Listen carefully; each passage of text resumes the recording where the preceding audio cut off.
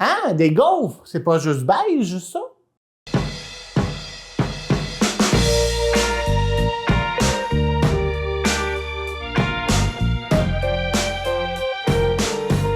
Bonjour tout le monde, cette semaine, je suis vraiment content de cuisiner avec vous des gaufres. Vous savez, pour moi, des gaufres, c'est mon déjeuner idéal. J'adore les gaufres.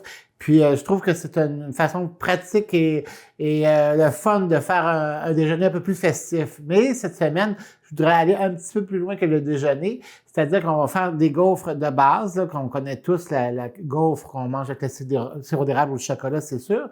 Mais en plus de ça, on va faire une gaufre aux épinards, une gaufre à la tomate séchée et une gaufre au chocolat. Vous allez voir, c'est pas piqué des verres, vous allez adorer ça.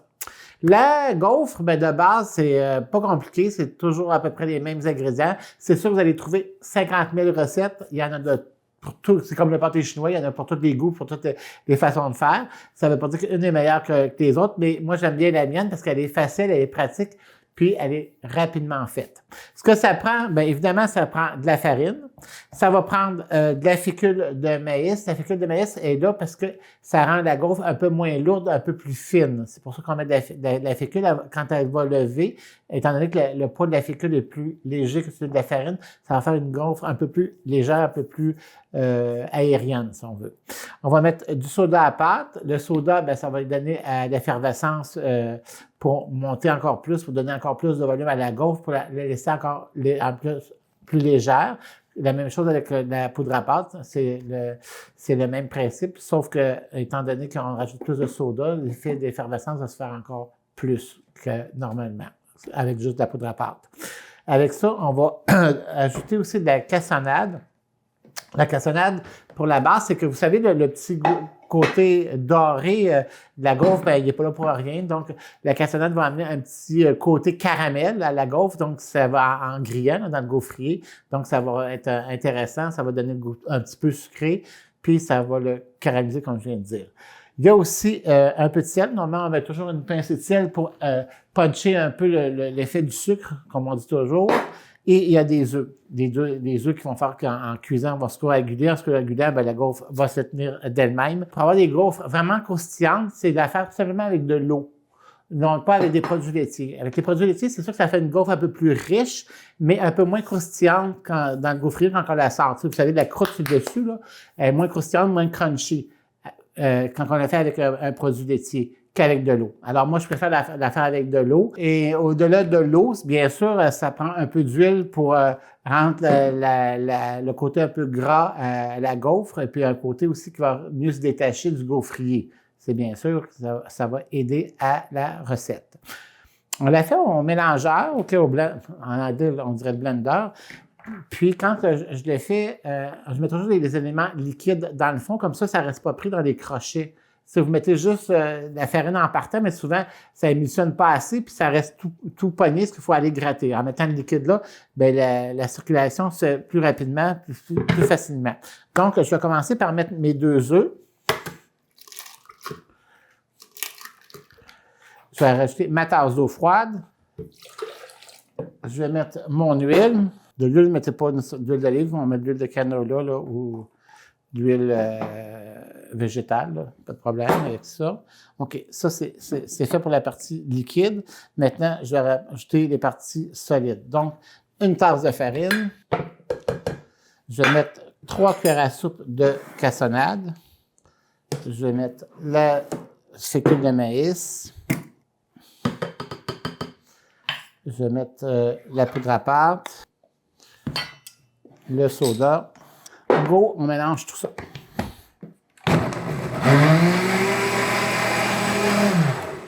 Je vais venir juste racler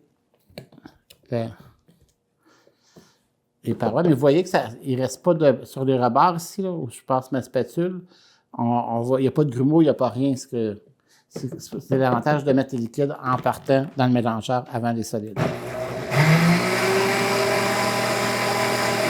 Bon. La pâte est déjà prête, mais maintenant, une autre étape bien importante. La pâte, pour faire des belles gaufres, il faut qu'on développe le gluten à l'intérieur. Donc, parce que vous allez voir, elle est un petit peu liquide, la pâte, en partant. Elle est un peu trop liquide. OK? Donc, on va la laisser tremper pas trempé, mais je veux dire, on l'a laissé reposer au frigidaire environ une trentaine de minutes. Vous allez voir, le gluten va se développer, puis en se développant, ça va épaissir la pâte. Ce qui va faire que quand on va faire la gaufre, c'est une gaufre qui va bien se tenir, qui ne viendra pas déchirer ou quoi que ce soit. Ça va faire une gaufre plus dense aussi, puis avec l'eau, vous allez voir, c'est plus crunchy. Fait que on met ça au frigo, puis on attend 30 minutes. On fait cuire nos gaufres. Pour ce qui est du gaufrier, il y en a de toutes les sortes. Il y en a des carrés, il y en a des ronds, il y en a des plus petits, il y en a qui tournent de bord. Il y en a, écoutez, il y a mille et une possibilités, il y en a de tous les prix aussi, de toutes les qualités. Moi, j'ai pris une qualité intermédiaire ici là, pour faire les gaufres. Elle va normalement assez bien, mais si vous en avez à la maison, continuez avec ce que vous avez, il n'y a pas de problème. Ou si vous en achetez un, ben faites comme moi, essayez d'être dans l'intermédiaire. Normalement, on devrait bien se débrouiller. Donc, quand il est bien chaud, il est important de le faire bien réchauffer avant. Et plus que le gaufrier a du wattage, meilleure la gaufre elle sera parce que plus elle va être croustillante, parce que la croûte à l'extérieur va venir gonfler tout de suite, cruster tout de suite. Donc, après ça, le moelleux va rester à l'intérieur. Un peu quand on fait saisir une viande, une analogie, là, mais qui n'était pas la meilleure, mais un peu dans ce principe-là. Donc, on vient avec de l'enduit végétal, endure notre gaufrier de gras un petit peu, parce que même si c'est anti-adhésif, quand même, on veut pas que ça colle sur les rebords. Puis on vient prendre la pâte. La pâte est légèrement épaissie, comme vous pouvez voir, elle est plus épaisse qu'au début quand on l'a versée dans le bol.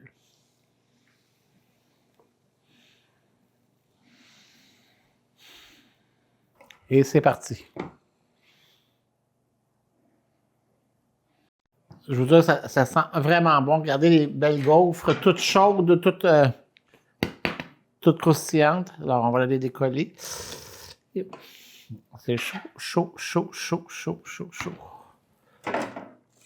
C'est là ici, les gaufres nature, évidemment, là, il y avait un petit pourtour de grillé qui a débordé. Mais c'est très crunchy, c'est super bon. Donc, la façon la plus simple, évidemment, le fameux sirop d'érable qu'on peut immerger ou garnir. Je vous jure que c'est vraiment une bonne base. Puis, on sent le petit crunchy, là. Ça fait que, bon appétit.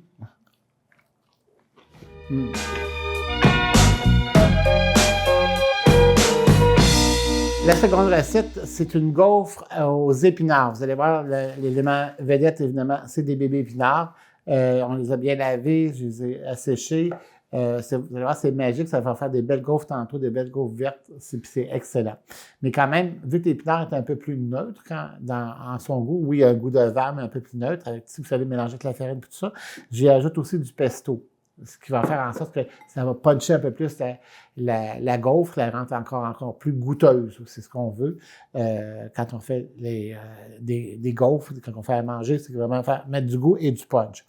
On va partir de la recette de base qu'on vient de faire, sauf qu'on va faire des petites modifications. Exemple, le liquide qui est l'eau, je vais l'en diminuer parce que mes bébés épinards vont former de l'eau inévitablement en étant liquéfiés dans le mélangeur, ce qui va faire que ça va allonger la pâte. Je ne veux pas que ça soit trop liquide non plus parce que là, à ce moment-là, dans le gaufrier, ça va faire une gaufre plutôt mollasse qu'autre chose. Donc, on va réduire un peu notre quantité d'eau, on va réduire un peu notre quantité d'huile, et puis on garde les autres choses, la même chose. Sauf que, évidemment, comme ça sera une gaufre qui sera plutôt salée, je vous montrerai tantôt des petits trucs comment les garnir. On ne mettra pas de cassonade parce que le côté doré, c'est pas vraiment ça qu'on veut ressortir, c'est vraiment le côté vert puis le côté goûteux de l'épinard puis du pesto. Mais pour le reste, c'est vraiment pareil. On commence ça, je mets mon eau, puis vous savez très bien, comme je dis toujours, inquiétez-vous pas, vous allez sur le site de l'émission, vous allez sur le titre de l'émission Expressément Cuisine, vous cliquez sur la recette que vous voulez voir, l'émission que vous voulez voir, les recettes que vous voulez voir par rapport à l'émission. Donc, sur le site de l'émission, vous voulez cliquer. Une fois que c'est cliqué, vous allez voir apparaître la rubrique « Voir les recettes ». Vous cliquez sur « Voir les recettes » et toutes les recettes détaillées apparaissent avec les quantités bien exactes et puis la mode de préparation. On va avec l'eau. On va mettre nos 2 œufs. On va mettre de l'huile, mais à ce moment-là, au lieu de mettre un quart de tasse d'huile, on va mettre environ une cuillère à soupe. On va mettre du pesto. Donc, on va mettre une bonne cuillère de pesto. On va mettre la farine, la fécule de maïs, la poudre à pâte, le soda. On va mettre du sel, environ une demi-cuillerée de sel. Parce que vous savez que les épinards, c'est quand même malgré le goût vert, c'est quand même un peu neutre. Là, ça n'a pas de punch beaucoup, donc il faut saler la pâte pour rehausser pour qu'elle ait plus de saveur. Et évidemment, vous me connaissez, du poivre, on en met. C'est pourquoi s'en priver. Parce que donc, on va mettre un peu de poivre à l'intérieur de la pâte. Voilà, on a tous nos éléments. On va mettre maintenant les épinards. On part le tout.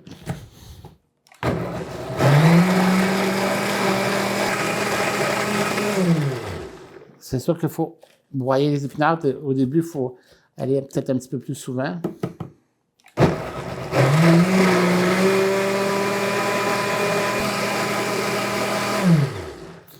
Même chose, on va verser ça dans un bol individuel pour développer le gluten, pour les raisons que je vous ai mentionnées tout à l'heure. Regardez la belle pâte verte que ça fait. Vous allez voir, les gaufres vont être de la même couleur. C'est vraiment sublime. Parce que on met ça au frigo et on continue. Donc, on reprend notre gaufrier, puis on va venir mettre notre pâte à crêpes, notre pâte à gaufres, excusez-moi, dans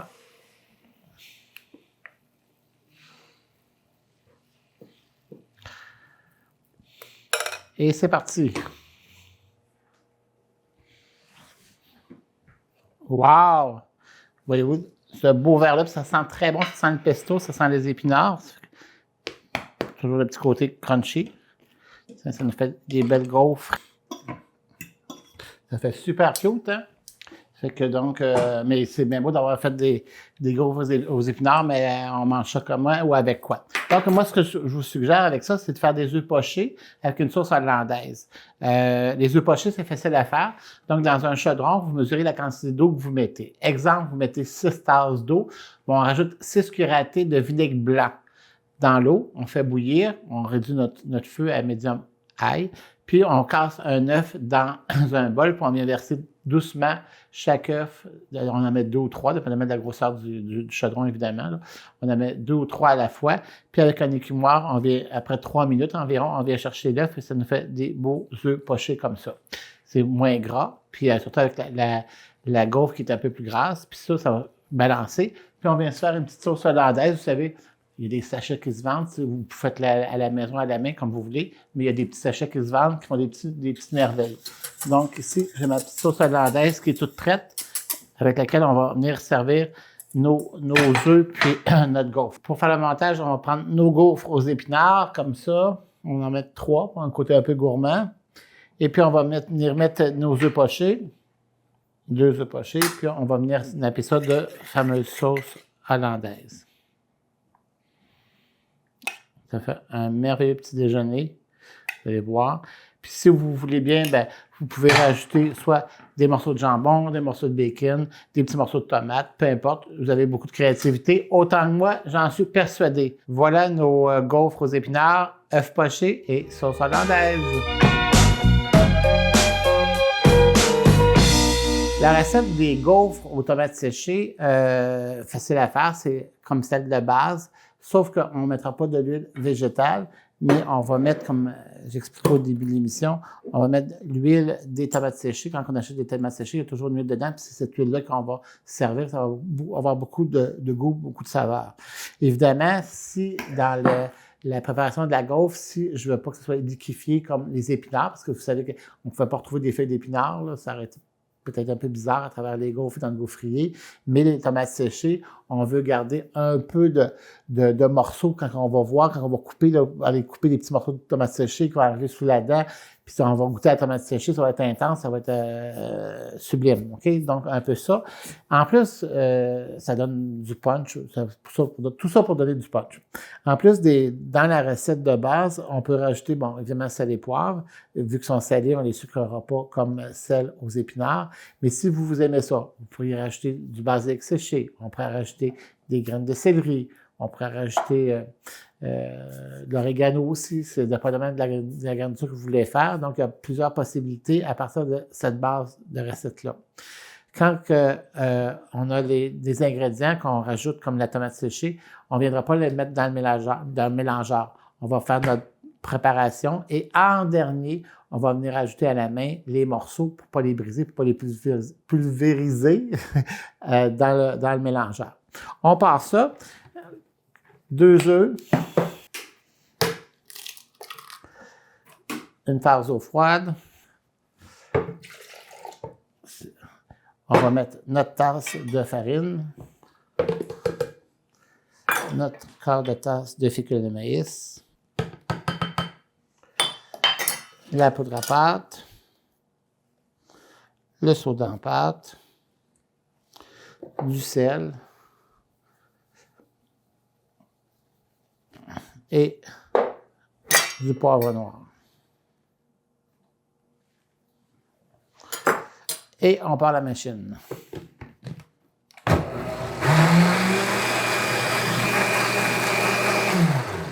C'est mélangé, je vais venir verser ça dans un bol.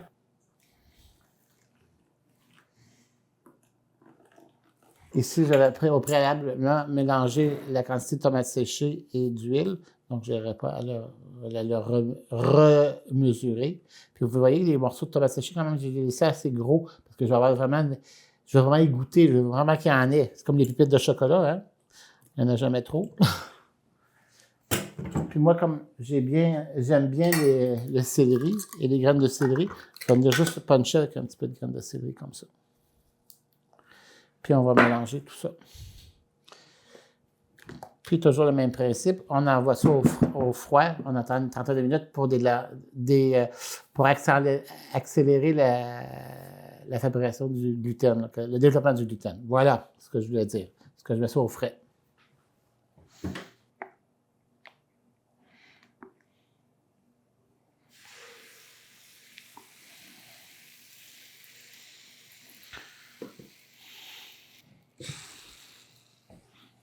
Nos gaufres sont prêtes. Wow! Ça sent vraiment bon. Ça sent la tomate séchée. Puis j'avais mis un petit peu de graines de céleri aussi. Oups, voilà. Elles sont bien croustillantes. Et voilà. Bon, on voit des petits morceaux de tomates séchées un peu partout, là. C'est ce qui va donner le punch à nos gaufres. Maintenant, quoi faire avec? Ben, celle-là, je vous suggère de les faire au jambon, asperges et fromage suisse. Donc, on va se prendre des quarts de gaufres qui sont un petit peu chaudes. Comme ça. On va se mettre du jambon. Je vais mettre, vu qu'il me reste un petit peu de sauce hollandaise, je vais en mettre un petit peu sur le jambon, ça va nous donner un peu de saveur, puis un côté un petit peu moelleux aussi. Là, le refroidir un petit peu, mais c'est pas grave, parce que ça, il faut l'envoyer au four là, pour les faire gratiner. On va mettre quelques asperges et on va se mettre des belles tranches de fromage suisse. Voilà, on prépare ça, nos gaufres comme ça, et puis on les envoie au four, puis vous allez voir, ça va venir tout gratiner, ça va être super bon, vous allez voir. Je suis vraiment content de vous présenter cette recette de gaufres au chocolat-là. C'est sûr que vous allez vous faire des amis, écoutez, c'est délicieux. Puis à l'intérieur, il y a des pépites de chocolat. Vous savez, quand les pépites sont chaudes, quand la gaufre est chaude, puis les pépites sont réchauffées, sont coulantes, là, écoutez, c'est du bonheur à chaque bouchée. Alors, c'est sûr et certain, grand comme petit, ou petit et grand, et ils vont tous adorer ça. Vous allez être le roi ou la reine de la gaufre avec ces gaufres au chocolat-là. Ce que ça prend pour le faire, évidemment, c'est la recette de base. On va un petit peu la modifier, c'est-à-dire qu'on va remplacer une partie de farine par du cacao, puis on va rajouter en dernier à la main des pépites de chocolat. Toujours comme d'habitude, on commence par nos liquides dans le fond du mélangeur. Donc, une tasse d'eau froide, un quart de tasse d'huile, nos 2 œufs,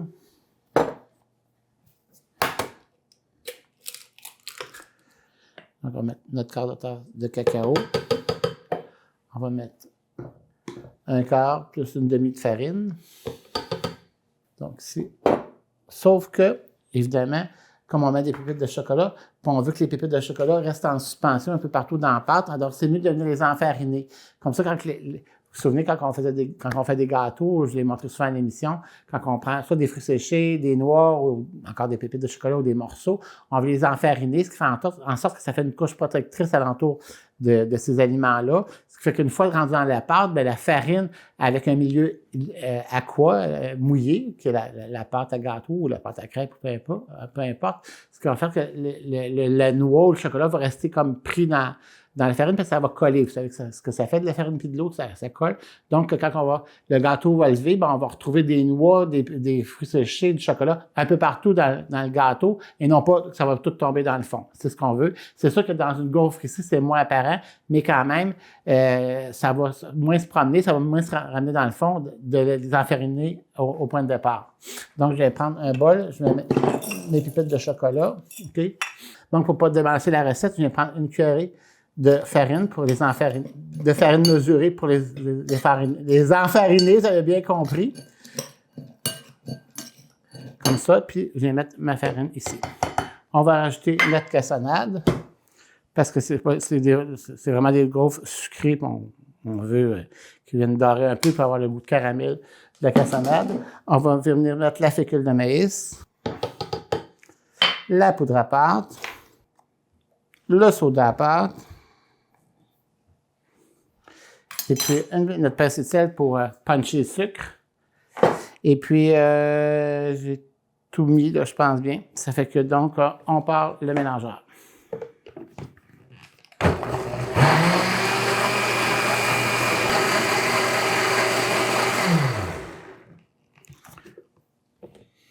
Ça sent le chocolat, ça sent tellement bon. Écoute, on ne peut pas faire des ennemis avec ça, c'est sûr et certain.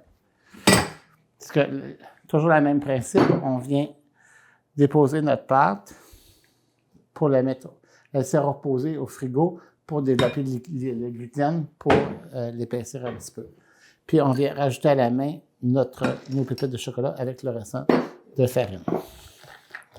Donc, on mélange tout ça.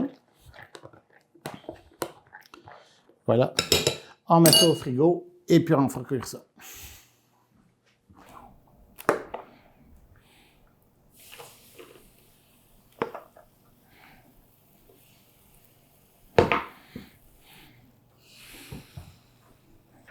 Enfin, nos gaufres au chocolat, ça sent vraiment bon. Ça sent le gâteau au chocolat. Vous allez voir ça.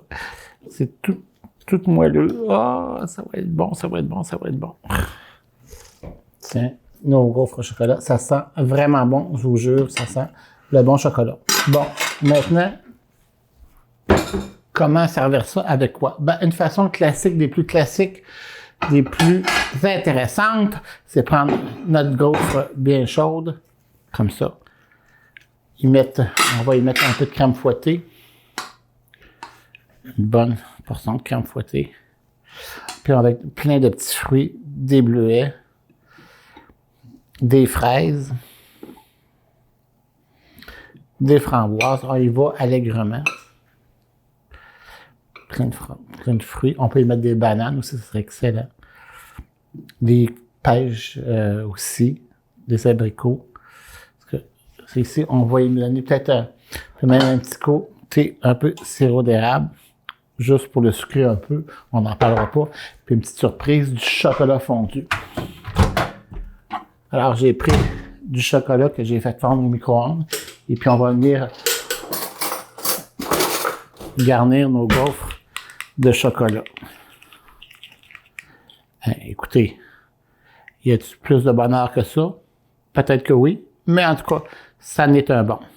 Ça fait que vive les gaufres au chocolat, vive les amis, parce que vous allez en avoir plein.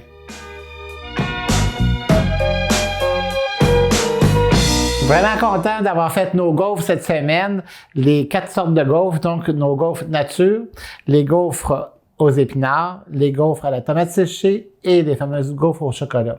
Une fois que vos gaufres sont cuites, ça se congèle très très bien, il n'y a pas de problème, vous pouvez les préparer d'avance. Et puis quand vous voulez vous en servir, vous avez juste à les mettre au grille-pain, puis ils vont revenir presque dans l'état original dans lequel vous les avez réalisés. Parce que ça, c'est bien le fun, c'est bien pratique quand on a des brunchs à faire ou un déjeuner rapide le matin, on prend 2 gaufres, on les met dans le grille-pain, puis le tour est joué. À partir de ça, on a fait, évidemment, avec les gaufres nature, le sirop d'érable ou les confitures, où je vous laisse aller avec votre imagination. Donc, c'est une base toujours sûre, puis on peut l'agrémenter aussi de viande, de jambon, d'œuf ou comme les autres gaufres aussi. Ensuite de ça, on a fait les fameuses gaufres ici avec la sauce hollandaise et puis les œufs pochés aux épinards. C'est bon, c'est un bon déjeuner, pour un brunch, c'est bien, ou encore pour un lunch midi avec une salade merveilleuse. Nos fameuses ramequins avec les gaufres à la tomate séchée, avec le jambon. J'ai rajouté un peu de sauce hollandaise qui me restait, mais si vous en avez pas, vous pouvez le mettre ou encore mettre une sauce béchamel, peu importe, là, à votre guise, ou une petite sauce tomate aussi, ça pourrait être intéressant, un petit coulis de tomate avec le jambon, les asperges, le fromage suisse, toujours gagnant, ça fait toujours un bon lunch midi, puis ça peut être un bon gueuleton, là, je dirais presque un souper aussi. Puis oubliez pas, ces fameuses gaufres au chocolat-là, écoute, c'est un bonheur, les gaufres au chocolat avec les pépites de chocolat chaudes, de la crème fouettée, des fruits, du chocolat par-dessus, écoutez, on peut pas rendre le monde plus heureux qu'avec ça. Fait que je vous souhaite une bonne semaine, puis cuisinez des gaufres!